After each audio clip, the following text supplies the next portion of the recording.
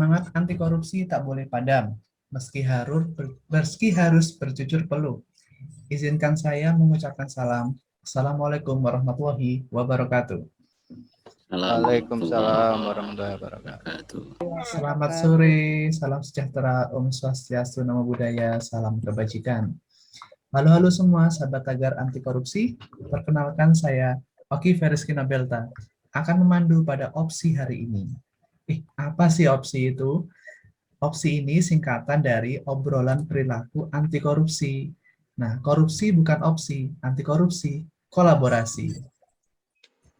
Kali ini merupakan opsi kedua dengan tema mencetak santri anti korupsi. Seru sekali ya, santri pun bisa menjadi insan anti korupsi yang handal. Karena pemberantasan korupsi bukan hanya menjadi tanggung jawab dari negara, akan tetapi juga merupakan tanggung jawab bagi seluruh rakyat, termasuk santri. Sebelum memulai acara, izinkan saya membacakan safety briefing dalam acara hari ini. Sebagai ketentuan umum, pastikan Bapak Ibu berada di tempat yang aman dan nyaman, tidak berada dalam keadaan berkendara atau aktivitas lainnya, untuk meningkatkan daya fokus dan konsentrasi dalam mengikuti acara. Yang kedua, kenali jalur evakuasi dan titik kumpul apabila dalam kondisi bencana alam, seperti kebakaran, longsor, gempa bumi, dan bencana lainnya.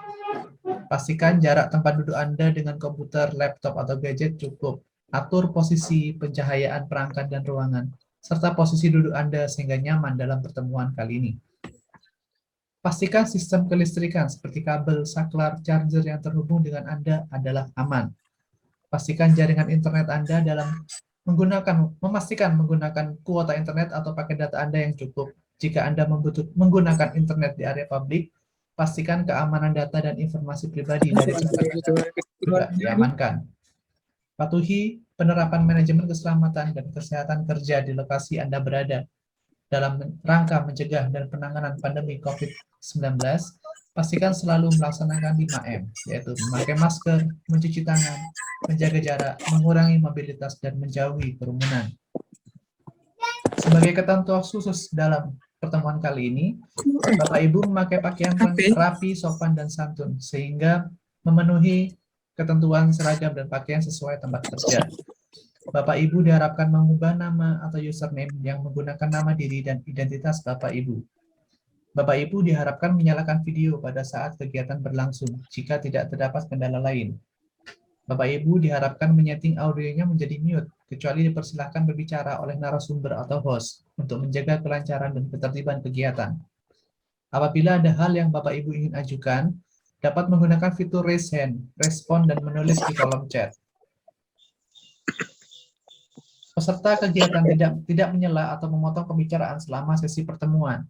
Peserta yang mengalami kendala gangguan seperti koneksi, internet yang terputus dari Zoom, atau kendala lain harap segera menyampaikan kendala melalui sarana komunikasi yang ada. Nah, sebelum memulai acara, marilah kita berdoa menurut agama dan kepercayaan masing-masing. Berdoa dipersilahkan.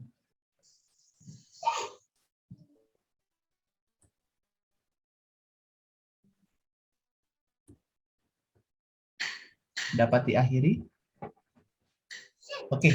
Pendidikan masyarakat menjadi strategi dalam pencegahan korupsi, salah satunya melalui pesantren.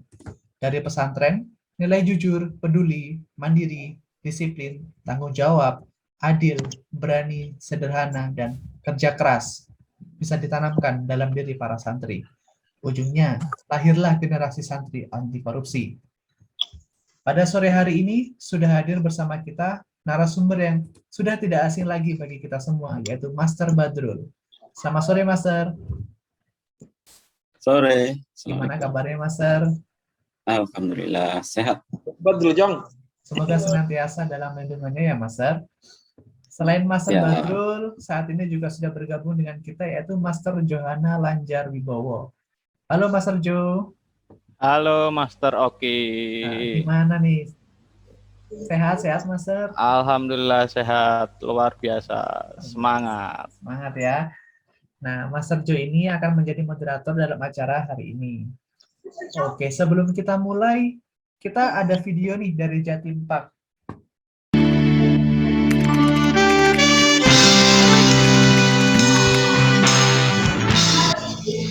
Enaknya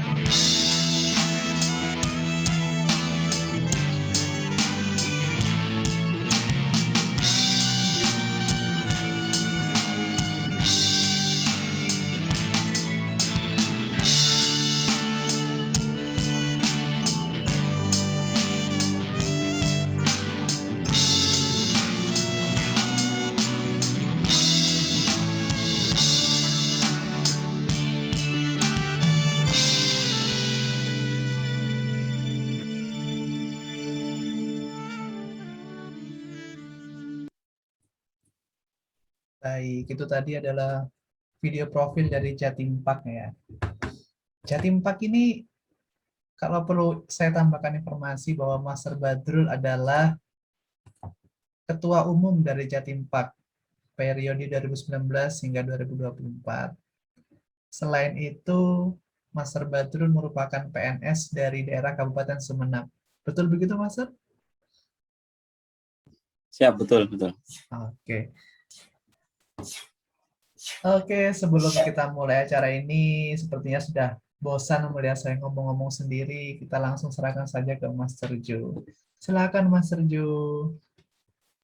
Oke, Master Oki, terima kasih. Assalamualaikum warahmatullahi wabarakatuh.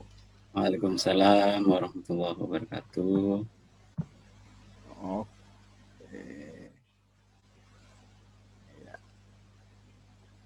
Ini saya udah ada pantun juga nih, tapi berhubung pantunnya ini masih edisi bukan bulan puasa, nggak apa-apa lah ya dibacain. Pagi-pagi sarapan bubur kacang hijau, lebih enak ditambah roti. Perkenalkan saya Master Jo, salam anti korupsi. Ya, Mantap, mantap. oke. Terima kasih Master Badrul atas berkenannya kami undang di acara opsi, obrolan perilaku anti korupsi. Korupsi bukan opsi, anti korupsi pasti dan kolaborasi. Tadi Master Oki menyebutkannya kolaborasi ya. Tentu kita harus pasti juga anti korupsi itu merupakan hal yang pasti. Nah, sebelum kita membahas lebih lanjut nih terkait bulan Ramadan juga mencetak santri anti korupsi ini. Kita coba gali sedikit nih profilnya Master Badrul ini. Nah, barangkali peserta kegiatan ini mau tahu nih profilnya Master Badrul. Saya sudah menyiapkan satu slide ini Master Badrul, fotonya Master Badrul. Nah, nanti mungkin barangkali Master Badrul bisa sedikit cerita ini foto apa nih. Tentunya Master Badrul nggak tahu nih udah melihat foto ini apa belum nih. Iya. Oke, silahkan Master Badrul. Gimana tanggapannya atas ini? Ya. Jadi ini ada dua foto. Fotonya Master Badrul. Tentunya di barangkali ini di kegiatan anti korupsi ya, Master Badrul ya. Ini dalam rangka hari jadi Kabupaten Sumeneb. Waktu itu saya baru dinyatakan lolos ya, kompeten jadi penyuluh anti korupsi. Jadi pada saat hari jadi itu mendapat penganugerahan langsung, penghargaan, ucapan apresiasi dari pemerintah kabupaten. Ini bersama Bupati Sumeneb. Luar biasa sekali. Jadi Master Badrul ini penggerak anti korupsinya Sumeneb, dan kalau yang kanan ini waktu kemarin ya Master Badrul ya, penyerahan sertifikat dari KPK terkait komunitas. Ya, bersama Ketua KPK Pak Firly itu. Tapi waktu masih penganugerahan ini, sebelum saya di inspektorat, waktu itu saya masih ada di BKPSDM, Badan Kepegawaian Sumber Daya Manusia Kabupaten Sumeneb. Terus setelah itu saya dimutasi, ditarik lah, diminta sama inspektur agar pindah ke inspektorat karena lebih relevan dengan tugas-tugas yang ada di inspektorat. Oke, mantap. Nah, sehubungan dengan pengembangan profesi juga nih, bentuk berdayanya penyuluh anti korupsi, hari ini, sore ini, Master Badrul ingin berbagi kepada kita semua, Bapak Ibu yang sudah mendaftar, ada 44 yang mendaftar, Master. Nah, mungkin juga terus akan bertambah lagi nanti menjelang berbuka ya. Oke, ini obrolan yang sangat menambah khasanah kita, mencetak santri anti korupsi. Nah, ketika saya share di salah satu grup nih Master, ada pertanyaan awal nih sebelum Master membuka paparannya Master nih. Mencetak santri anti korupsi, memangnya ada apa sih dengan para santri? Nah, ini mungkin nanti akan terjawab di Siap. paparannya Master Badrul. Silakan, monggo Master Badrul untuk memulai penyajian materinya. Waktu dan layar dipersilahkan. Baik. Baik, terima kasih Master Joe dari Tagar Anti Korupsi yang sudah. Sebelumnya cek suara, bisa didengar suara saya, Mas? Terdengar jelas. Jelas, Master. Master. Oke. Baik, terima kasih Master Joe, Master Oki, Master yang lain. Saya awali aja karena ini bulan puasa ya. Assalamualaikum warahmatullahi wabarakatuh.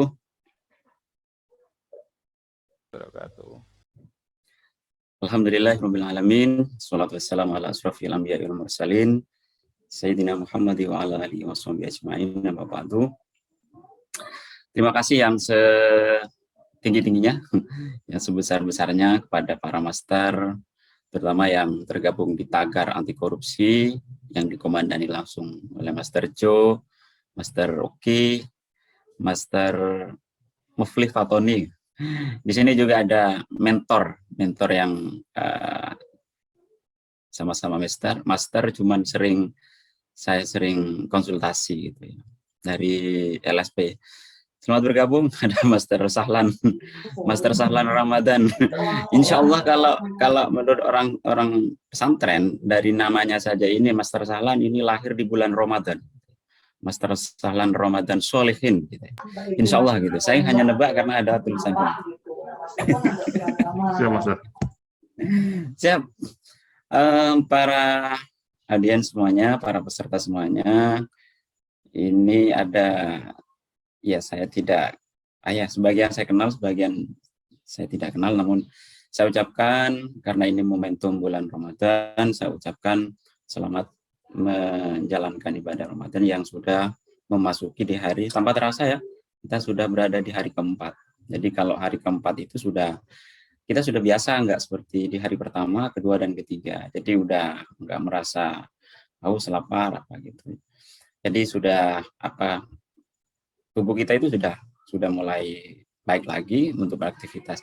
Nah, di sela-sela sore ini biasanya ya, Master Joe, kalau sore-sore di bulan Ramadan, kebiasaan santri itu menghadapi Ramadan itu libur di pondok. Gitu. Nah, pada saat itu santri di pondok itu ketika mau pulang, wah udah mulai merasa akan merdeka gitu ya. Karena mulai merasakan udara bebas, di rumah bisa nonton TV, bisa makan kawan saja, bisa apa-apa seperti itu. Jadi kalau waktu pengalaman saya di pondok, begitu besok mau pulang, udah waktunya pulang, itu nggak bisa tidur malam harinya karena bayang kapan ya paginya ini gitu. Nah, ketika di rumah, karena santri itu, apalagi di bulan Ramadan ini, tidak begitu banyak kegiatan, sangat tepat sekali Tagar Anti Korupsi ngajak bareng kolaborasi dengan Jatim 4 untuk ngabuburit istilahnya ya, ketimbang ya mungkin di sini ada yang santri, ada yang mungkin wali santri gitu ya.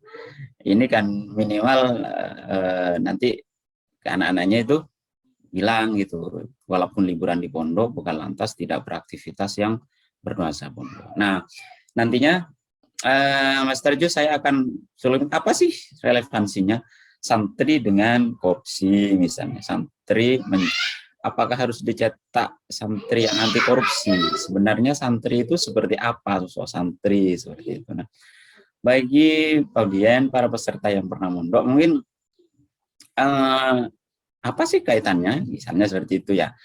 Saya pun menyadari ternyata tradisi, kebiasaan, rutinitas sewaktu saya di pondok, itu sebenarnya sudah tertanam nilai-nilai anti korupsi. Itu pun saya sadar setelah saya dinyatakan lolos menjadi penyuluh anti korupsi. Setelah memahami, oh ada ini loh nilai-nilai seperti itu. Padahal hal seperti itu ya di pesantren udah biasa gitu, udah. Makanya ya kenapa misalnya sosok santri ketika dewasa, ketika sudah masuk di baik itu menjadi pejabat, menjadi apapun lah, untuk menginternalisasi nilai-nilai anti korupsi dalam itu bukan hal yang sulit karena memang sejak awal sudah tertanam gitu ya. Nah, biar lebih jelasnya saya nanti izin saya share screen, ada materi yang sudah saya buatin walaupun hanya ngambil beberapa potret, beberapa foto-foto santri dan pesantren dan beberapa kutipan bagaimana sebenarnya sikap pesantren terhadap korupsi, baik itu dari sudut pandang hukum Islam atau dari sudut pandang fikih kalau menurut tradisi pesantren. Mohon izin saya share screen.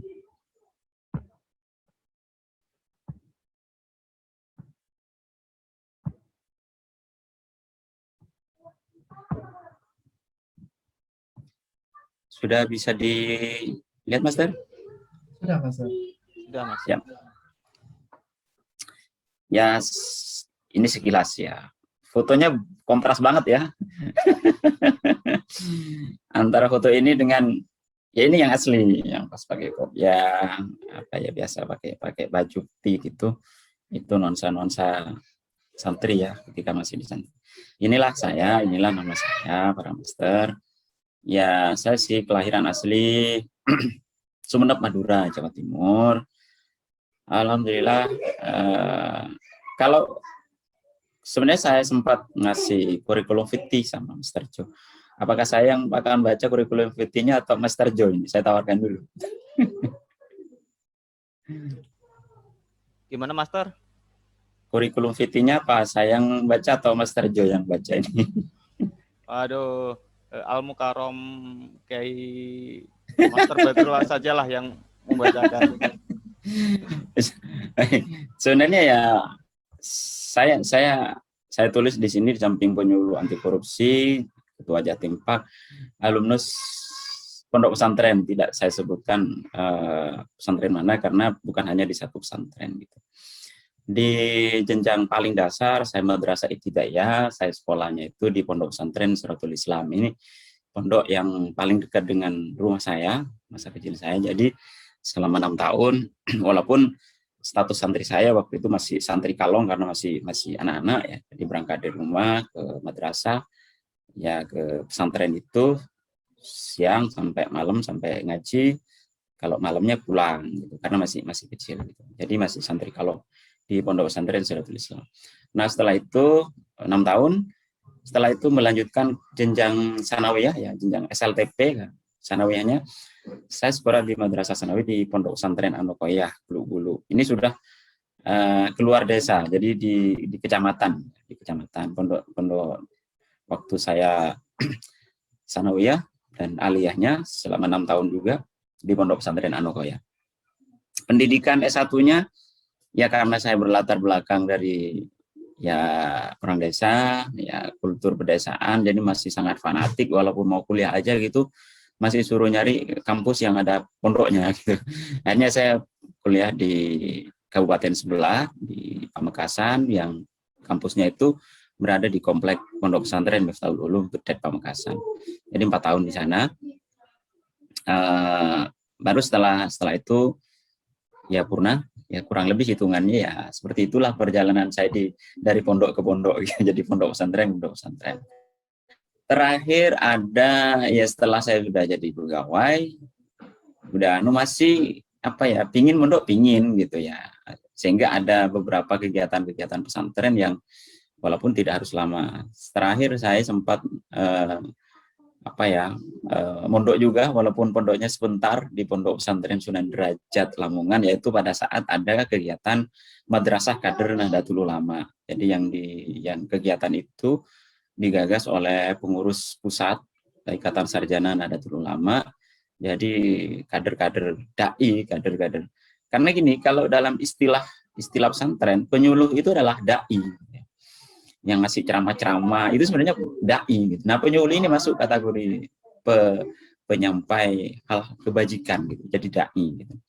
Nah, itu ada madrasah kader namanya. Jadi kami itu diajari karena waktu itu membincang tentang bagaimana kondisi Indonesia terkait dengan arus gerakan-gerakan radikalis dan lain sebagainya. Bahasannya di Pondok Pesantren Sunan Derajat waktu itu membahas itu.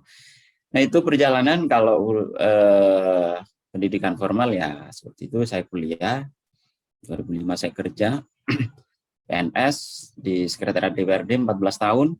1 tahun 2019 sampai 2020 itu di BKPSDM dan Kepegawaian Sumber Daya Manusia. Setelah itu per 2020 saya di Inspektorat sampai sekarang. Jadi itu sekilas pandang perjalanan seorang santri yang tanpa disengaja, tanpa bercita-cita saya itu jadi pegawai, nggak pernah bercita-cita. Malah kalau kata orang Jawa, bercita-cita jadi pegawai aja, waktu itu saya takut gitu. Masa iya santri bisa jadi PNS gitu ya. Waktu itu nggak pernah kebayang. Tapi ya ternyata ya inilah jalurnya. Alhamdulillah sampai juga bisa jadi penyuluh. Nah, mencetak santri anti korupsi. Sebelumnya mencetak santri anti korupsi. Saya coba dalam set ini pendapatnya almarhum Kiai Abdurrahman Wahid.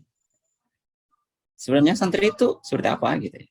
Hingga beliau ke santrinya itu ya ke para santri, tidak hanya yang ada di Jombang, menekankan seperti ini, kebaikan seorang santri tidak dilihat ketika dia berada di pondok, melainkan setelah dia menjadi alumni. Kamu tinggal buktikan hari ini bahwa kamu adalah santri yang baik. Artinya gini, kalau pemuda ya remaja, sholat jamaahnya rutin, sholat tahajudnya rutin, sholat duhanya rutin, itu menurut Gus Dur itu hal yang biasa, tidak istimewa gitu ya. Karena itu memang masih berada di pondok gitu ya, yang aktivitasnya ya seperti itu. Justru baik tidaknya seorang santri ini ketika berstatus sebagai alumni gitu. Ketika sudah ada di tengah-tengah masyarakat, apakah tradisi sholat jamaahnya, tradisi kedermawanannya, tradisi kebersamaannya, tradisi kesederhanaannya, apakah masih tetap melekat? Nah, ini uji apa ya, prosentase kesantrian seseorang itu ketika sudah menjadi alumni. Itu kalau menurut Gus. Sementara kalau menurut Kiai Abdul Aziz, santri kalau pulang harus menjadi paku. Ya filosofinya pakai paku. Gitu. Ya bagaimana paku? Paku itu sebagai penyatu, nomor 1. Tapi bukan sebagai pemecah belah. Justru dari potongan-potongan kayu bisa menjadi rumah, bisa menjadi pintu, bisa menjadi apa. Itu karena ada penyambung yaitu paku. Nah, santri itu kalau harapannya Kiai Mansur harus menjadi paku. Ya bagaimana nasibnya paku? Dia memang tidak tampak, itu malah dia mengalami kehidupan yang dipukul habis-habisan untuk menyatukan beberapa elemen, beberapa komponen. Nah, maka santri itu harus siap menjadi paku kalau menurut. Nah, ini kalau istilah bukan definisi ya, tapi ini yang ngetren di beberapa pesantren secara nasional. Kalau ditanya santri itu apa sih santri gitu? Kalau bahasa pesantrennya mungkin mahwa santri gitu ya. Apa sih yang disebut dengan santri gitu? Ini sebuah pendapat yang ditulis oleh pengasuh Pondok Pesantren Sidogiri dulu ya, Nawawi almarhum. Beliau mengatakan seperti ini, yang mohon maaf, mohon izin. Bisyahidi halihi huwa may ya'tasimu bihablillahil matin wa yattabi'un sunnatar rasulil amin wala yamilu yumnatan wala yusratan fi kulli waqtin wahin hadza ma'nahu bisirati wal haqiqati la yubaddalu wa la yughayyaru qadiman wa hadisan wallahu a'lam bi nafsil amri wa haqiqatil hal. Jadi santri itu menurut pengasuh pesantren Pondok Pesantren Sidogiri adalah santri berdasarkan peninjauan tindak langkahnya adalah orang yang kuncinya berpegang teguh kepada dengan Al-Quran. kepada Al-Quran, mengikuti sunnah Rasul, ya, hadis, dan serta teguh pendirian. Artinya panutannya ya Al-Quran, hadis, dan pasti karena sudah punya sandaran, sudah punya pegangan dalam hidup, dia akan menjadi sosok yang teguh pendirian. Ini adalah arti dengan bersandar sejarah, ya, perjalanan santri dari era awal, ya, era sebelum NKRI gitu, karena sebelum NKRI sudah ada pesantren di Nusantara ini. Jadi memang tipologinya santri seperti itu, ya. Jadi yang pegangan itu adalah Al-Quran, hadis, dan beberapa kitab-kitab kuning, kitab-kitab turos yang biasa menjadi pegangan yang dipelajari di pesantren. Sehingga pada endingnya itu menjadi sosok yang teguh pendirian. Pendirian tentu pendirian yang diridhai oleh yang sesuai dengan Al-Quran dan hadis, beserta kaidah-kaidah hukum Islam yang ada. Ada juga yang berpendapat santri itu ya sinnya itu terdiri dari sin, nun, ta, ro, ya. Sinnya itu salikul ila akhir. Artinya santri harus menuju pada jalan akhirat. Jadi doktrin yang biasa dilakukan, biasa diterapkan di pesantren kepada santri itu bagaimana menjadi makhluk, menjadi manusia yang arah kehidupannya itu ke akhirat. Artinya apa? Bolehlah beraktivitas dunia, cuman harus lebih difikirkan bahwa dunia ini hanyalah transit saja gitu. Jadi ya tidak boleh neko-neko, tidak usah macam-macam. Ya kalau sudah kadar net ini yang halal seperti ini jalannya, yang haram ini nggak usah dikerjakan, karena sudah doktrin awalnya itu sudah arah perjalanannya itu ke akhirat gitu ya. Jadi bukan duniawi, gitu, tapi kepada akhirat. Gitu. Nah, santri adalah generasi pengganti para ulama, ya. Makanya di pesantren itu Ibn Alil Masyaikh, calon pengganti generasi untuk menggantikan ulama-ulama. Sehingga di pesantren itu yang selalu diajarkan adalah kitab-kitab turos. Santri harus mampu menjauhkan diri dari kemaksiatan. Nah, ini sudah mulai masuk. Jadi apa saja yang berkegiatan perilaku maksiat, misalnya mulai hal yang terkecil sampai hal terbesar, ini sudah menjadi kebiasaan dan tradisi di pesantren. Santri harus mampu menjauhkan dari kemaksiatan. Santri harus senang dalam hal kebaikan, suka bantu, suka nolong, suka apa. Yang terakhir itu yarjus salamah fiddin wa dunya wal akhirah. Santri yang selalu mengharap keselamatan dalam agama, di dunia dan akhirat. Selamat di dunia termasuk apa? Tidak di OTT oleh KPK misalnya. Itulah selamat. Nah, jadi kalau santri itu mesti karena sudah mempunyai ya yang terakhir, yarjus salama fiddin wa dunya wal akhirah. Selalu berharap selamat dalam beragama, selamat di dunia dan akhirat. Tentu tidak hanya selamat di dunia pun keinginannya untuk selamat. Nah, pesan kalau menurut almarhum Kiai Haji Saifuddin Zuhri, para santri itu adalah anak-anak rakyat.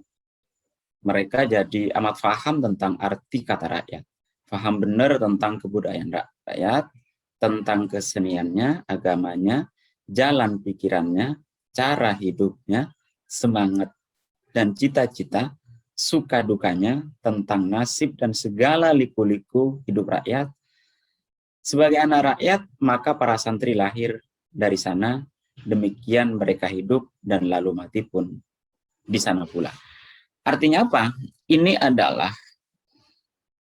kejahatan luar biasa, terjadinya korupsi di Indonesia. Yang menjadi korban pertama itu adalah rakyat.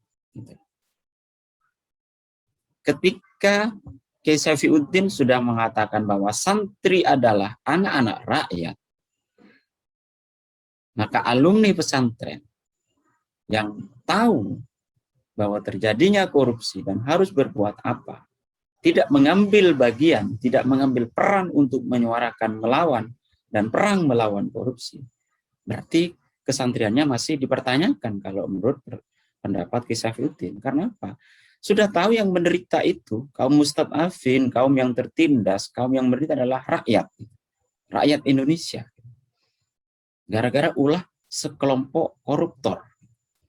Maka kalau memang benar-benar dia adalah seorang santri, dan mempunyai, jangan hanya ya saya santri cuman saya tidak menjadi pejabat, bukan menunggu harus menjadi pejabat untuk berperang melawan korupsi, tetapi juga menyuarakan baik itu di musola, di masjid, ya di madrasah, dimanapun di kumpulan-kumpulan di pedesaan, menyuarakan tentang perang melawan korupsi, misalnya, menolak korupsi dan lain sebagainya. Itu adalah bagian, berarti santri yang sudah alumni mengambil peran bagian dari perang melawan korupsi. Nah, inilah menurut Kiai Haji Abdullah Arif Khalil. Santri, ini bahasa Jawa ya. Santri ojo kabeh ingin jadi kiai, santri kudu ono sing dadi dokter, pejabat, pebisnis, insinyur. Nah, intinya apa? Ini adalah memberi semangat gitu. Kalau dulu kita ya, dululah orang-orang pesantren itu hanya dikenalnya ya jadi ustadz, jadi kiai kampung, jadi kiai, hanya itu kan gitu. Awal-awalnya seperti itu, tapi ya karena pemerintah juga peduli kepada pesantren sehingga yang kami benar-benar rasakan pasca reformasi gitu ya. Disitulah awal mulanya santri, alumni pesantren itu bisa masuk ke beberapa lini-lini strategis gitu ya. Misalnya di daerah-daerah itu alumni madrasah aliyah itu juga bisa menjadi pegawai, alumni kampus-kampus yang ada di pesantren juga bisa menjadi pegawai dan lain sebagainya. Tidak terlalu sulit untuk mengambil posisi. Ada juga santri yang menjadi DPR, menjadi bupati, pejabat-pejabat daerah, ini banyak sudah. Jadi tidak hanya berperan di wilayah menjadi kiai dan lain sebagainya. Karena memang secara persyaratan santri bukan hanya pulang membawa kitab duros, tetapi juga membawa bekal ijazah gitu ya. Karena sepandai apapun, sealim apapun, kalau tidak punya ijazah ya nggak bisa juga jadi bupati, jadi DPR gitu ya, jadi pegawai kan seperti itu.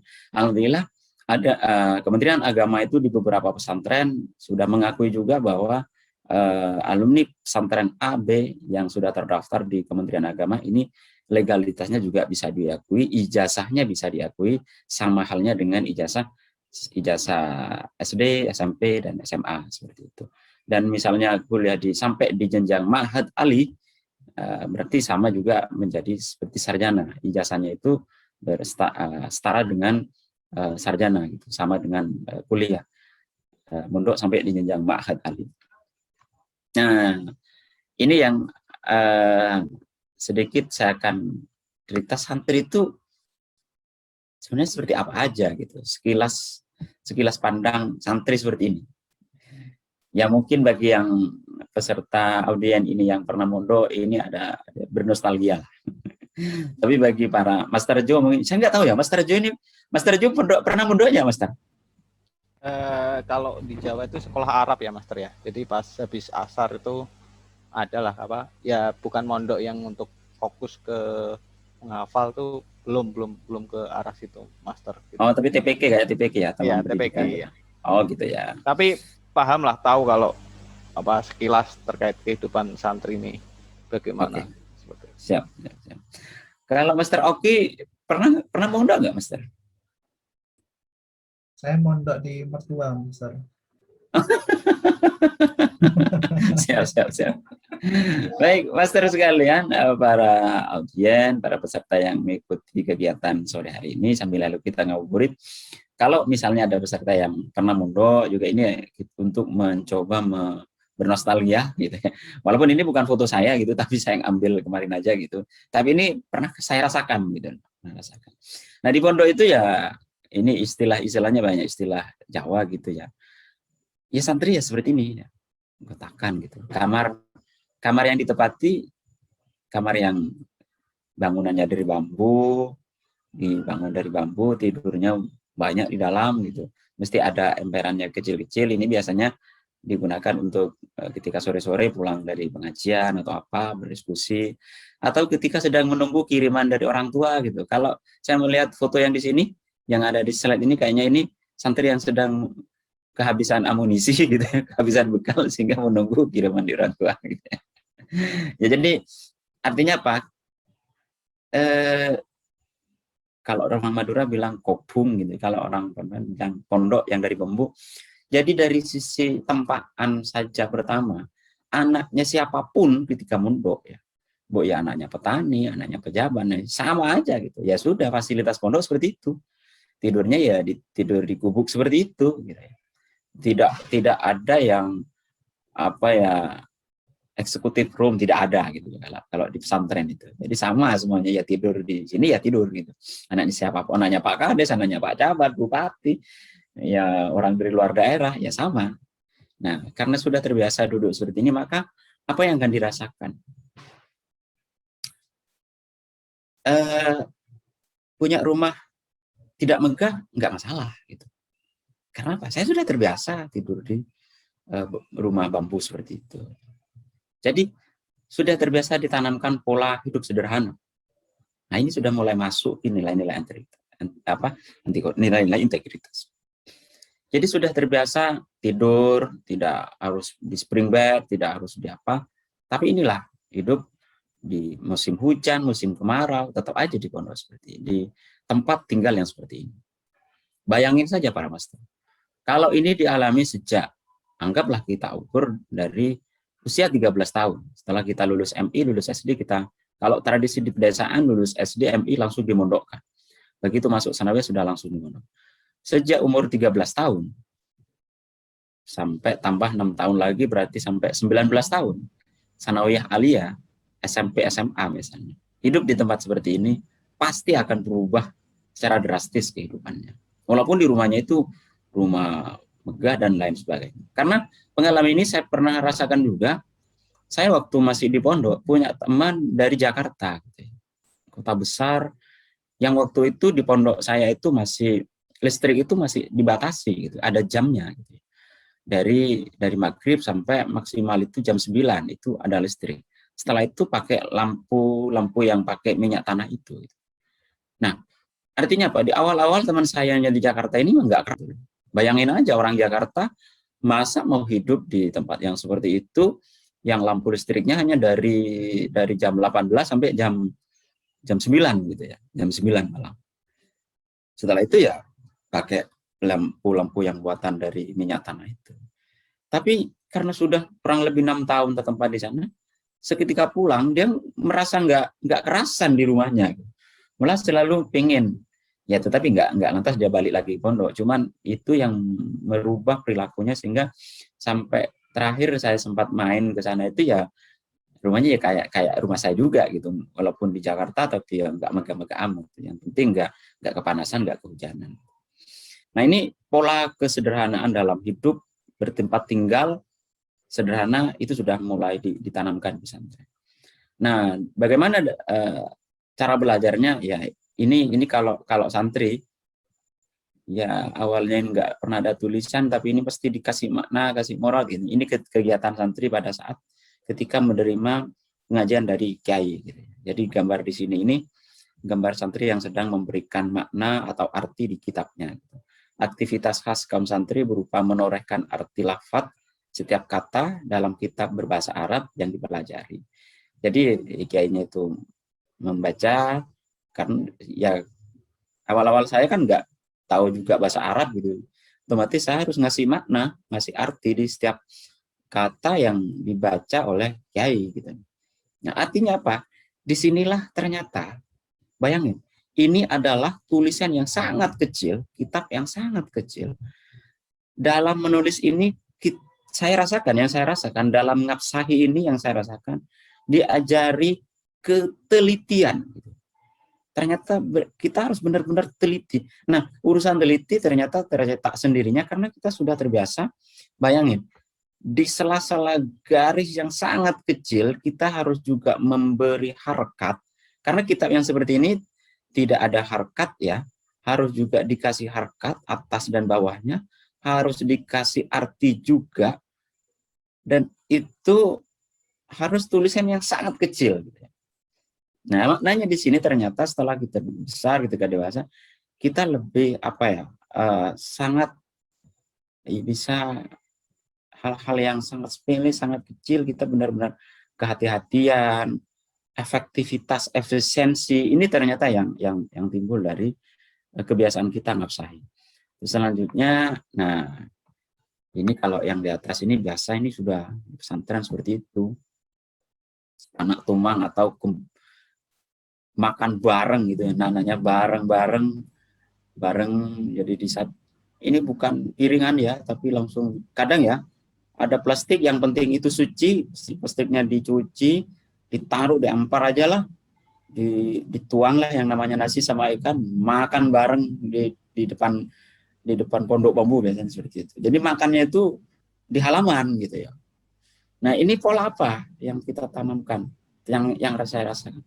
Ternyata gotong royong, kebersamaan, saling berbagi gitu. Yang jelas yang makan ini kan porsinya nggak sama gitu. Ada yang memang banyak gitu karena memang gemuk gitu, yang kurus seperti saya, sejak awal memang saya kurus gitu. Jadi porsi saya memang sedikit gitu.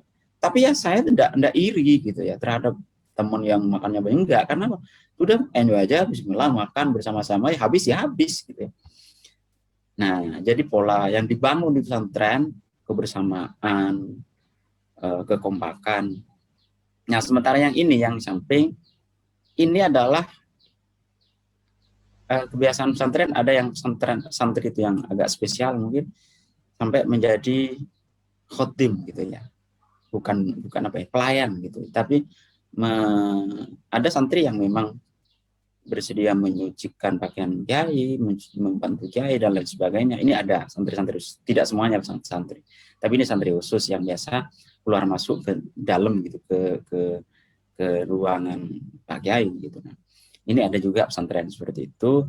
Jadi dia merelakan, mengikhlaskan untuk bekerja full 24 jam untuk kiai.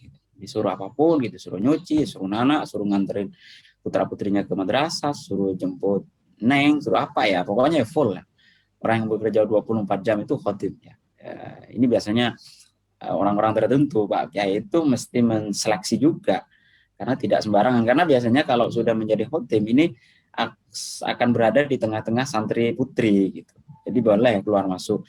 Jadi kalau orang yang playboy atau apa gitu ya, itu nggak mungkin lah akan jadi seperti itu. Selanjutnya ya ini dua model kegiatan belajar mengajar gitu, kalau dalam istilah pendidikan formal itu. Ada dua model kegiatan belajarnya kalau di pesantren, istilah Jawa itu bandongan, ada sorogan. Kalau bandongan bedanya apa? Ini top-down istilahnya ya. Kalau yang ini hanya dari pengurus, yang dari kiai yang baca aja, terus santri semuanya mendengarkan, memberikan murad, memberikan makna dan sebagainya. Jadi sistem langsung satu arah dari kiai. Nah, ada yang sorogan. Kalau sorogan ini santri yang maju ke kiai membaca bener enggak, salahnya di mana, kurang mengertinya di mana, seperti itu. Jadi ada dua model pembelajaran kalau di pesantren. Nah, inilah juga di pesantren Roan. Kegiatan-kegiatan kebersihan, bersih-bersih pesantren, bersih-bersih selokan dan lain sebagainya. Ini sudah biasa. Santri itu, makanya kalau setelah jadi alumni ternyata tidak suka kebersihan, berarti masih dipertanyakan jiwa kesantriannya. Santri itu jelas sangat menghargai lingkungan.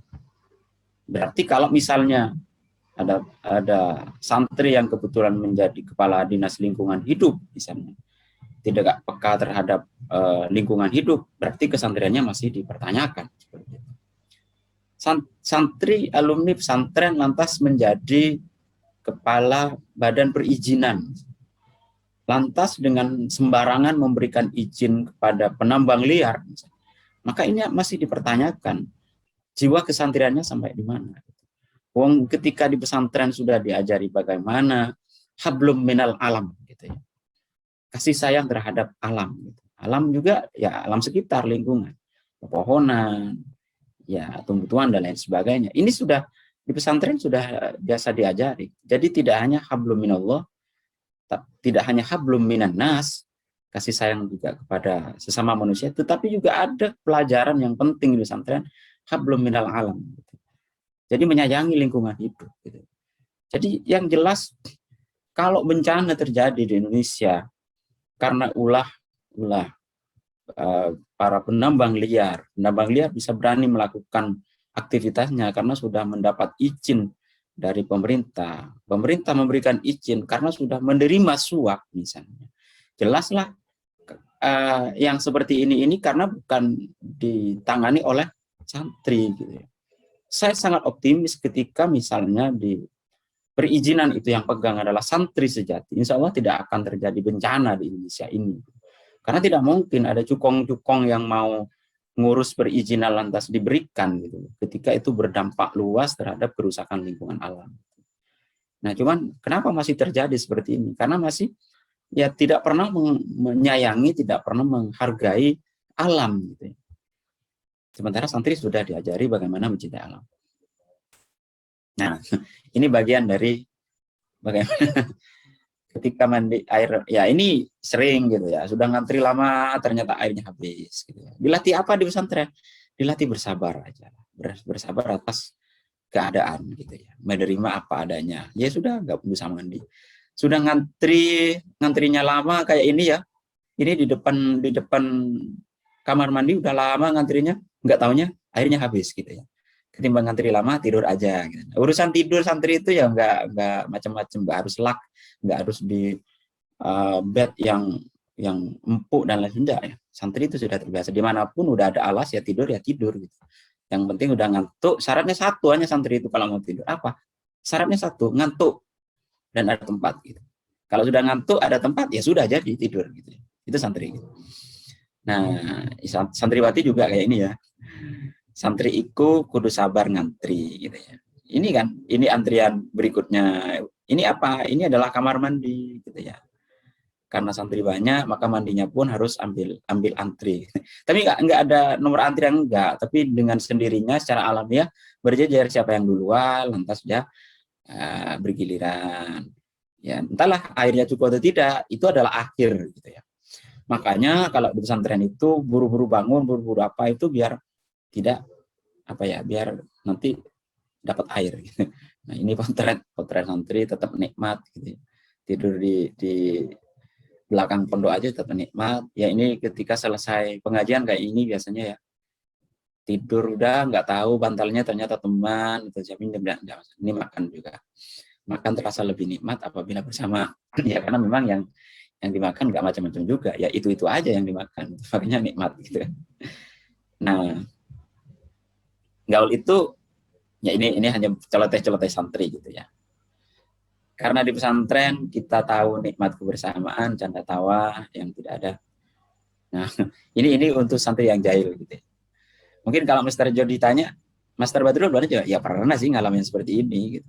Yang namanya udah bayangin masa puber di pres di pesantren nggak pernah. Sekolah formal pun itu kalau di pesantren nggak campur gitu. Jadi siswa santriwati gitu. Jadi nggak pernah ya ketemu dengan cewek, nggak pernah. Gitu. Makanya kalau ditanya pengalaman pacaran waktu SMA nggak pernah punya pengalaman seperti itu kalau santri. Kenapa? Ya memang sanawiyah alia udah di sana gitu ya. Sekolah temannya ya teman cowok semua. Gitu. Makanya ketika keluar pesantren lantas ada santriwati yang lewat, ya gambarannya kayak seperti ini. Wow, gitu langsung. Padahal hanya ngelihat orang perempuan lewat gitu ya. Kalau seperti yang di ini Master, yang di mana dulu kan ada film yang diangkat dari novel Negeri 5 Menara ya, mengangkat pondok pesantren Madani kalau di novelnya kan itu kan pondok pesantren Gontor gitu Master. Jadi seperti itu. Mohon maaf Master, agak cepat sedikit Master ya. Ini soalnya udah 4:30, Master In mau menyiapkan buka puasa kayaknya. Saya. Nah, inilah rasa tanggung jawab yang diajari di pesantren. Ada istilah takzir kalau di pesantren. Jadi ketika berbuat salah, melanggar peraturan, istilahnya di pesantren adalah takzir. Hukuman bagi santri yang melanggar peraturan kesembilan pesantren. Artinya jiwa-jiwa santri sudah ditempa tidak hanya sabar dan sederhana, menerima, gotong royong, kebersamaan, mandiri, tapi juga ditanamkan sikap tanggung jawab. Ketika bersalah, ya siap menerima hukuman. Inilah nilai-nilai anti korupsi. Kejujuran, kepedulian, kemandirian, kedisiplinan, tanggung jawab, kerja keras, kesederhanaan, keberanian, keadilan. Saya rasa dari 9 nilai ini, dari potret yang saya tayangkan tadi di pesantren, sudah kemakan semua gitu. Kemakan semua gitu. Bicara keadilan misalnya, ya adil gitu. Adil seperti apa? Ya tidak pandang anaknya siapa, tidak pandang putranya siapa, kalau sudah di pesantren ya sama. Tidurnya sama di gubuk. Ya dia walaupun anaknya pejabat, kalau datang lambat di depan untuk mandi ya harus ngantri dulu. Dia harus berani gitu. Berani apa? Berani mengatakan saya salah karena saya sudah melanggar gitu. Dia juga inilah sekaitannya dengan pendidikan. Di pesantren sudah banyak yang melakukan pendidikan anti korupsi karena sudah ada MOU beberapa kementerian, diantaranya juga Kementerian Agama, yang rata-rata pesantren itu bernaung di bawah Kementerian Agama. Nah, ini sebuah kata yang harus saya sampaikan. Upaya meneguhkan kembali pada kalangan pesantren tentang nilai budaya yang dimiliki, karena memang pesantren itu yang memiliki tradisi kehidupan sederhana, syarat mutlak untuk menjadi pelopor anti korupsi. Karena juga memiliki komitmen yang kuat, punya prinsip dengan wawasan keagamaan yang kuat. Tradisi menegakkan yang benar, menyuarakan yang benar, dan melawan hal-hal yang keliru itu sudah menjadi tradisi pesantren. Inilah sikap pesantren. Sudah ada sebenarnya dalam buku Jihad NU Melawan Korupsi. Ini adalah sikap pesantren terhadap korupsi di Indonesia. Sudah ada tindak pidana korupsi dan selanjutnya dianggap kejahatan luar biasa, maka sikap dari NU, sikap dari pesantren demi untuk melindungi hak rakyat dari kezaliman koruptor. Apa yang dilakukan? Yaitu adalah jihad melawan korupsi. Nah, negara ini harus melakukan perlindungan, penegak hukum juga semuanya harus kompak. Tidak hanya KPK yang untuk bicara tentang anti korupsi, tapi elemen bangsa, terutama pesantren yang sangat dekat dengan masyarakat untuk tegas menyuarakan tentang perang melawan korupsi. Nah, fikih anti korupsi misalnya sudah banyak dalil-dalil yang sudah terbiasa di pesantren gitu ya. Jadi kata jihad sebenarnya ini sudah masuk gitu ya. Karena melawan korupsi itu merupakan perjuangan yang sangat sejalan dengan spirit keagamaan, ruhul jihad gitu. Nah, jihad fisabilillah ini jihad untuk memerangi kezaliman, memerangi kejahatan luar biasa. Ini masuk dalam jihad fisabilillah juga gitu. Makanya ketika kita bersuara saja melawan, tidak merestui, tidak menyetujui terhadap perilaku terjadinya korupsi di negara kita, ini bagi kita sudah mengambil peran. Maka santri mengambil peran untuk menyuarakan itu sudah melakukan jihad gitu ya. Nah, karena gini, dalam kaidah fikih ya, ini yang terakhir. Dalam kaidah fikih berbunyi seperti ini. Upaya pencegahan dan penindakan terdapat dalam istilah dalam fikih ini darul mafasid wa jalbul masolih. Apa itu? Mencegah itu ya, kita melakukan pencegahan misalnya seperti sekarang, kita menyuarakan, menanamkan nilai-nilai biar orang tidak korupsi. Ini kan memberikan pendidikan, ini kan bagian dari pencegahan gitu. Ini masuk dalam darul mafasid. Darul mafasid muqaddamun ala jalbil masolih. Jadi melakukan pencegahan, kita memberikan pendidikan anti korupsi. Ini kan langkah pencegahan. Adalah lebih utama dari melakukan penindakan. Misalnya. Kalau penindakan kan nanti urusannya KPK nangkep OTT dan lain sebagainya. Tapi yang dalam kaidah fikih kita lebih mengedepankan bagaimana kerusakan ini tidak terjadi, maka kita harus cegah. Dicegah dengan seperti apa? Mencetak santri yang anti korupsi. Ini kan menyiapkan menu terhadap negara bahwa alumni pesantren siap menjadi sosok pegawai, sosok pejabat yang tidak akan lagi terjadi kerusakan di negeri ini karena sudah tertanam dalam jiwanya bahwa melakukan kegiatan-kegiatan korupsi itu hal yang sangat merugikan terhadap bangsa. Kalau ini gambar memang filosofi. Ini sikap santri. Kalau pesantren, kalau kiai, kalau sikap NU sudah seperti itu, apabila sikap kiai sudah tegas untuk jihad melawan korupsi, maka santri akan seperti ini. Tentulah santri akan berkata, tidak ada kata lagi yang akan dikatakan oleh santri. Kalau kiai sudah mengatakan jihad terhadap jihad melawan korupsi, maka santri akan bilang, sami'na wa ata'na. Tidak akan menawar lagi, maka akan mengikuti apa yang dilakukan oleh kiai. Nah, ini juga penanaman nilai-nilai. Ini dari hal yang sangat kecil aja di pesantren. Silakan para master, para adian lihat, selain di pesantren tidak akan ketemu dengan gambar-gambar yang seperti ini. Ini hal kecil, tetapi ini adalah penuh dengan penanaman doktrin nilai agar kita tidak korupsi, agar kita tidak mencuri. Ini loh, free wasop katanya, nyolong mati. Ini di sandal, rata-rata di sandal. Kenapa? Kadang kebiasaan pesantren itu sandal sembarang pakai, sehingga sudah terbiasa ditanamkan seperti itu. Sandal aja, curi dosa.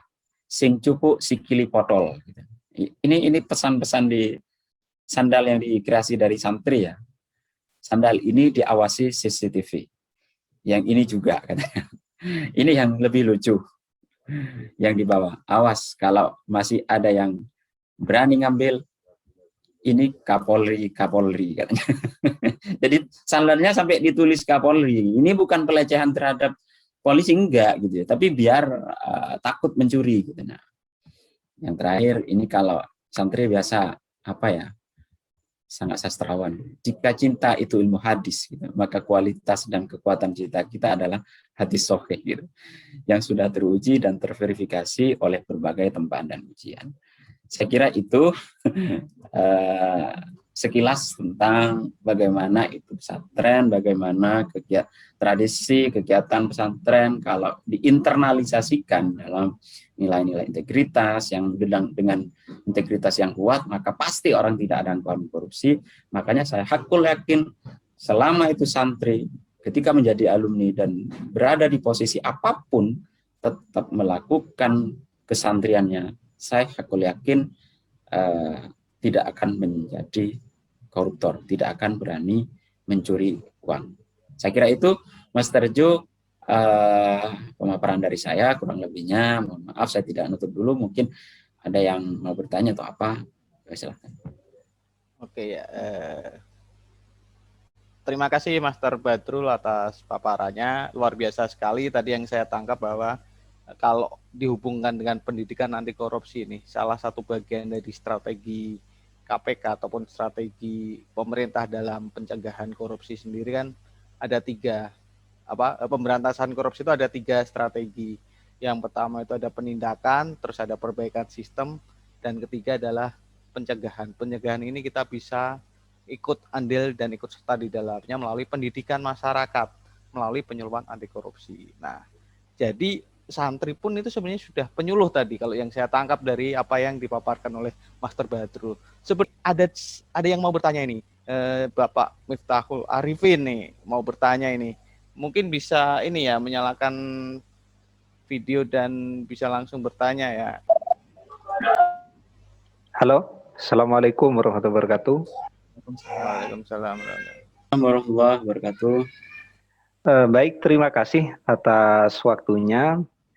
Dari paparan pemateri tadi ada beberapa hal yang mungkin tertarik untuk didiskusikan gitu ya. Kami menangkap modalitas santri untuk menjadi orang yang tidak terlibat dalam praktek anti korupsi itu memang cukup memiliki modal berdasarkan apa yang sudah dipaparkan oleh pemateri tadi gitu ya. Mulai dari nilai kesederhanaan, kemudian ada slogan yang mengarah pada pendidikan anti korupsi seperti yang tertulis di sandal tadi itu kan ternyata memang santri ternyata memang cukup dibekali pendidikan anti korupsi. Tetapi memang dalam faktanya, mengapa kok masih ada itu ya orang yang berlatar belakang santri, misalnya seperti kasus di Kementerian Agama beberapa tahun yang lalu, terus kemudian kasus pengangkatan Kanwil di Jawa Timur beberapa tahun yang lalu, yang semuanya itu kan memang berlatar belakang santri. Padahal seperti yang disampaikan oleh pemateri tadi, bekalnya itu memang sangat cukup sekali. Ternyata memang santri dididik untuk anti korupsi. Kira-kira pertanyaannya menurut Mr. Badrul, kira-kira apa kok masih bisa terjadi orang yang berlatar belakang santri masih terlibat dalam praktek korupsi? Saya kira seperti itu mungkin pertanyaannya. Terima kasih. Assalamualaikum warahmatullahi wabarakatuh. Baik, terima kasih Ustadz Miftahul Arifin dari Madrasah Aliyah Ar-Roda. Ini kayaknya satu kabupaten ya. Ini sempat kenal juga, kenal di ISNU, di PMI juga. Artinya apa? Justru bayangin aja, orang yang sudah punya bekal, punya dalil, yang sudah tahu, punya bekal, masih kepleset juga. Apalagi yang tidak punya bekal. Makanya kalau mau dibalik istilahnya, betapa pentingnya langkah-langkah pencegahan harus selalu disuarakan. Orang yang sudah punya modal aja, ya sebenarnya kembali kepada, saya yakin, kembali kepada integritas. Kembali kepada integritas itu apa? Menilai seorang santri itu bukan hanya dia pandai, oke lah, dia memang paham ilmu agama, dia pintar, fikih dan lain sebagainya. Tetapi taruhannya adalah seperti tadi. Apakah dia, kalau menurut Gus Dur kan sudah menyatakan, kalau alim ketika di pesantren, waktu di pesantren, itu mah hal biasa. Gitu. Tapi untuk benar-benar menyatakan bahwa dia adalah santri sejati, ketika sudah jadi alumni. Lebih-lebih ketika misalnya ada santri yang menjadi pejabat, jadi menteri lah, menjadi DPR, menjadi apa. Untuk tetap menunjukkan bahwa saya adalah santri dan tidak kehilangan identitas santri, maka jangan coba-coba korupsi. Karena apa? Pejabat yang berlatar belakang dari santri sudah sangat ngerti bagaimana sanksi menurut hukum Islam misalnya. Bayangin aja, makan ini sudah dalam fikih, makan satu suap dari hasil mencuri dari barang yang tidak halal, sudah berapa hari yang akan ditolak sholatnya? Satu suap.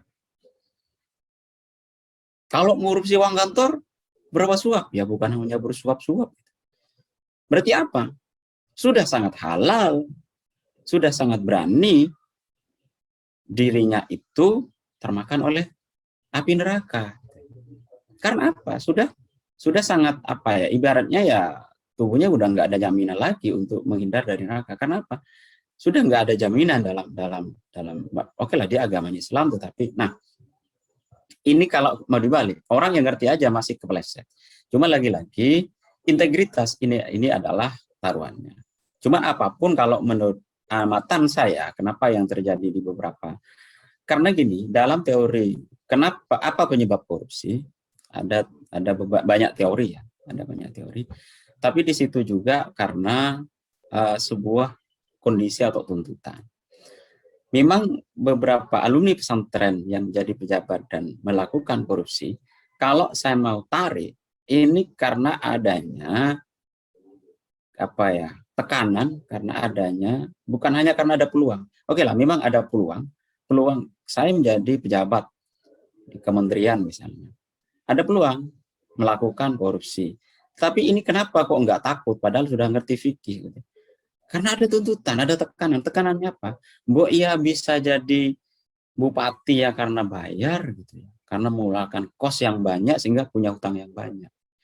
Jadi karena ada tuntutan yang seperti inilah, makanya ini lagi-lagi kalau kemelut situasi terjadinya korupsi di negara kita ini, bukan hanya serta-merta kok santri juga korupsi. Saya yakin kalau dia mendapat posisi tanpa kos, tanpa biaya, posisi apapun, bupati, DPR, sampai level kepala desa pun, taruhannya saya yakin dia tidak akan korupsi.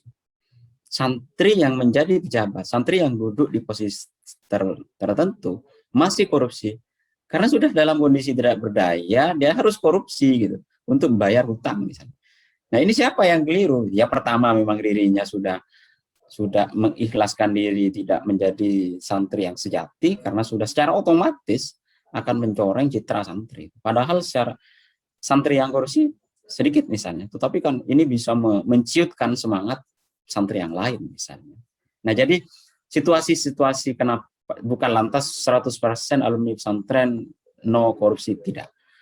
Tapi tergantung juga kembali kepada integritas dirinya, keistiqomahan seorang santri. Integritas itu apa? Antara ucapan dan perilaku itu sama. Nah ini yang kan tidak sama kan. Perilakunya baik, ucapannya baik karena sudah banyak dalil-dalil yang dikuasai ketika di pesantren, tapi tidak sebanding lurus dengan perilaku yang dilakukan. Berarti integritasnya yang makanya tadi itu ada 9 integritas, nilai-nilai integritas. Nah, selama menjalani itu, saya kira tidak akan belajar. Saya kira itu, Master John. Pada intinya aktualisasi diri ya, Master ya. Jadi itu kan juga bisa terjadi juga. Itu tadi santri, itu juga bisa terjadi juga bagi kita tentunya. Loh, ini Master Badrul penyuluh anti korupsi. Nah, kok dia ngelanggar lampu lalu lintas misalkan, kan seperti itu juga. Jadi sebenarnya tidak ada jaminan kok, seperti KPK pun mereka 100% integritas juga nggak ada yang bisa menjamin. Kita pun penyuluh anti korupsi juga tidak bisa menjamin. Nah pada intinya ayo kita saling mengaktualisasi diri dengan berkolaborasi, itu kan saling mengingatkan ya Master Badrul ya. Jadinya kita bisa saling mengingatkan, dan ketika kita melihat teman kita berintegritas, kan kita kalau mau melangkah yang nggak berintegritas jadi akan nggak berintegritas gitu, jadinya akan menahan diri. Nah ini ada pertanyaan menarik juga ini dari Pak Agung pribadi nih. Misalkan ada contoh ayat dari Al-Quran atau hadis sahih yang bisa digunakan dasar bahwa melakukan korupsi itu dilarang agama, seperti itu Master. Jadi ya, terima kasih Master Jo, Master Agung.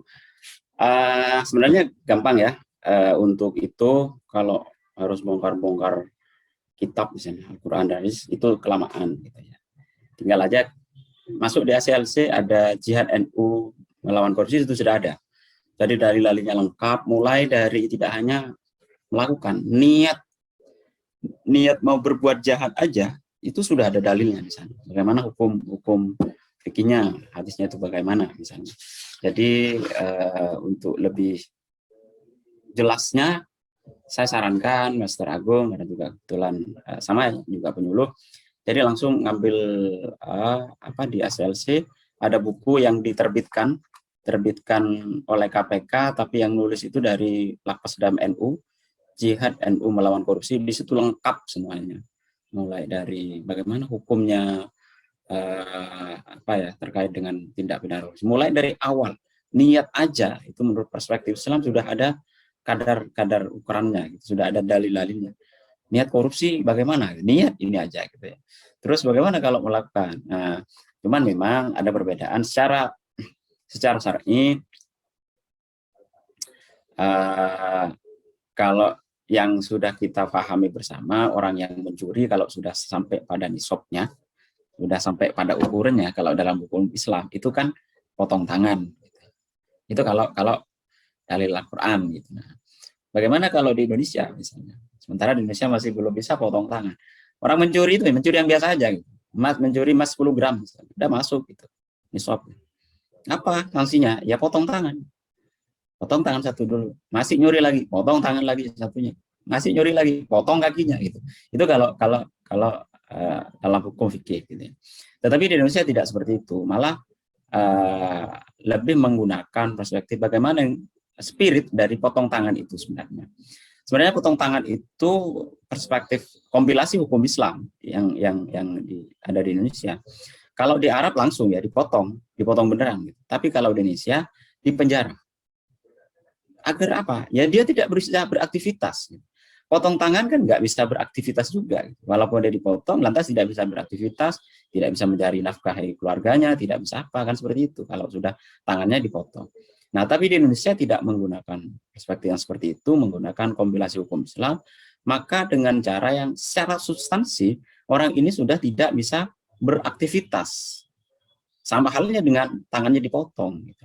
Nah, ini hal yang kecil aja. Gitu. Makanya benar ketika dalam, ini tegas, kalau dalam spirit di Jihad NU, buku Jihad NU melawan korupsi, ini jelas. Rekomendasi dari hasil Muktamar NU di Jombang, merekomendasikan hasil muktamarnya itu apa? Bagi pelaku korupsi di NKRI, sudah halal darahnya untuk dilakukan hukum mati. Tetapi dalam undang-undang hukum positif masih belum ke sana, walaupun ada satu klausul yang menjelaskan bisa dihukum mati ketika ada korupsi yang mengkorupsi, misalnya hal-hal yang terkait dengan bencana kayak kemarin bansos, COVID masih itu kebangetan misalnya, maka sangat layak untuk dihukum mati misalnya.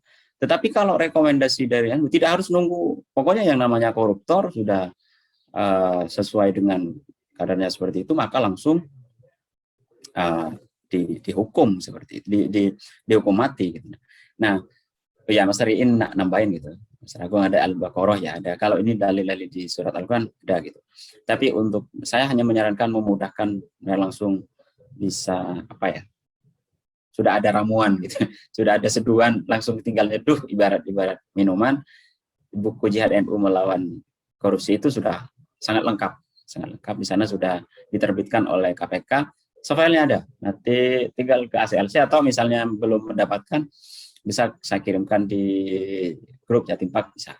Saya kira itu pertanyaan di Mas Agung dibantu dijawab sama Mas Riin juga, karena kebetulan Mas Riin sebenarnya beliau adalah santriwati juga, beliau adalah ustazah yang penyuluh. Sebenarnya dipanggil Master Iin itu ketika di KPK atau di Jatim Pak gitu, tapi kalau di pesantrennya dipanggil Nyai Iin gitu ya, Ustadzah Iin gitu, karena kan beliaunya juga dipanggil Neng ya, Master Neng ya. Jadi gitu Master Jo. Oke, luar biasa sekali ini. Tapi berhubung waktu juga nih Master In kayaknya udah mau nyiapin buat buka puasa nih. Kalau Jawa Timuran kan juga. Betul Master, Bentar masih lagi. goreng tempe. Ya kan? Nah, Enggak. Meluruskan kembali, saya bukan bunyai, tapi saya sekarang justru saya merasakan jadi santri ketika saat ini gitu. Dulu SMP, SMA itu enggak, sama sekali nggak pernah tahu apa itu pesantren, karena saya besar di Surabaya. Terus kemudian ketika saya mengajar di pesantren Al-Aqobah Jombang. Jadi disitulah saya semua guru wajib nyantri. Jadi kita pun setiap hari ikut memaknai kitab kuning juga. Baru kali ini ikut. Ternyata ya tradisi pesantren itu yang saya nikmati saat ini. Kurang lebih berapa tahun ya? Sekitar 17 tahun mengabdi menjadi santri saat ini. oke, luar Ternyata biasa nikmat sekali juga ya. inspirasinya Master Iin ini untuk berbagi dengan kita semua ini. Oke, insya Allah udah terjawab dari tema kita mencetak santri anti korupsi. Barangkali mungkin ada sekitar 1-2 menit closing statement atau pernyataan penutup dari Master Badrul sebelum kita menutup webinar kita di sore hari ini, Master. Monggo Master Badrul. Baik, terima kasih Master Jo. Saya ucapkan terima kasih sebesar-besarnya. Closing statement saya seperti ini. Jadi santri itu tidak hanya orang yang tinggal di pondok pesantren, justru santri sudah harus menjadi trending mentalitas rakyat Indonesia. Jadi selama melakukan fokus kehidupannya itu kepada akhirat, walaupun dia tidak tinggal di pondok, sebenarnya dia sudah masuk di satu etapa, yaitu sudah menjadi santri. Kalau sudah menjadi santri, pasti tidak akan korupsi. Saya kira demikian dari saya. Wallahul muwaffiq ila aqwamit thoriq. Wassalamualaikum warahmatullahi wabarakatuh. Waalaikumsalam warahmatullahi wabarakatuh. berhubung sesi paparan di moderator dan narasumber sudah selesai, acara saya kembalikan ke Master Oki. Silahkan Master Oki. Oke, terima kasih Master Jo, terima kasih Master Badrul, paparannya luar biasa sekali, membuka wawasan bagi kami yang belum begitu memahami ya bagaimana santri-santri di sana, ternyata luar biasa sekali ya. Jiwa-jiwa anti korupsinya sudah bisa dilaksanakan sejak masih di dalam pesantren. Oke, saya hanya ingin mengingatkan bahwa jangan lupa untuk mengisi formulir evaluasi yang sudah saya kirim di kolom chat. Harap untuk mengisi nama dan email secara lengkap karena akan kita gunakan sertifikat yang akan dikirim melalui email masing-masing. Betul begitu, Mas Sergio? Siap, begitu Oke. Master Oki. Oke, karena tadi saya buka dengan pantun, harus saya akhiri juga dengan pantun ya. Mumpung jam 5 kurang nih, di Jawa Timur sudah mendekati waktu berbuka, saya izinkan dengan pantun makanan dan minuman ya, biar segar nanti waktu berbuka. Makan sate, minum es belewah. Jangan lupa belum waktunya berbuka. Iya, iya. Andai ada tutur kata yang salah, mohon maaf sebesar-besarnya. Selamat menunaikan ibadah puasa. Jangan lupa untuk selalu mematuhi protokol kesehatan yaitu 5M. Cukup sekian dan terima kasih. Wassalamualaikum warahmatullahi wabarakatuh. Waalaikumsalam warahmatullahi. Kita berfoto dulu, Master Oki, gimana? Boleh, foto Siap. dulu. Ayo, foto dulu. Suruh buka video dulu. Terima kasih Jatim Pak atas kolaborasinya mendadak. Siap, sama-sama. Langsung. Terima kasih juga Tagar Anti Korupsi. Semoga ini menjadi inspirasi untuk forum-forum Siap. yang lain. Ya. Siap. Assalamualaikum. Waalaikumsalam. Terima kasih. Waalaikumsalam.